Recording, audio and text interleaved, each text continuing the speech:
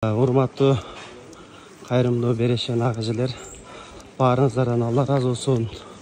Ушул бизди 6 муң болгон келечек ээлери жаш досторду ушу базарларда сагалатып, жалдыратып, ысыкта кыйнабастан акча жагынан колдоп бергениңиздерге чоң рахмат. Жана дагы колдоо сурайбыз. Буюрса, сонун бут кийимдерди алдык, аябай жакшы бут кийимдерди.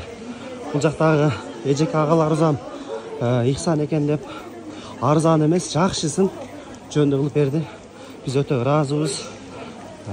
Өзгөчө бизге мына жакшылыкка кызмат кылып аткан мына жигиттерден Алла разы болсун, байкелерден. Менин колумда эм бар. Мына ысыкта тыгылып не болсо дагы Алланын ыраазычылыгы үчүн, балдар үчүн кызмат кылып атышат. Урматтуу биздин кайрымдуу демөөрчү агажылар, Кара Суудан алып келген бут кийимдерибизди бир аз сиздерге бөлүшөлү деп чечтик.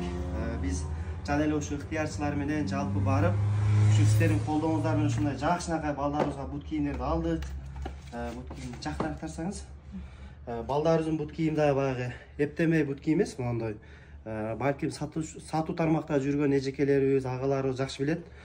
Фирманы мына буттун жакшылыгы дагы анан берет десе эле эптеме эмес, жакшы бут кийимдерди алдык. Жана ушул сонун бут кийимдерди Ихсан экен, жакшылык иш экен деп ушу Кара Суу базарында Жибек деген эжекебизге Кудай таалам жиберген экен. Ошол эжеке туш келип калды.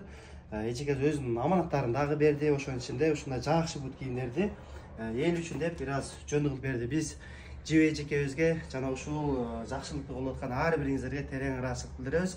Мектеп форма боюнча бүгүн сиздерге кечинде толук маалымат беребиз. Колдоп жаткан ар бириңиздерден Алла разы болсун.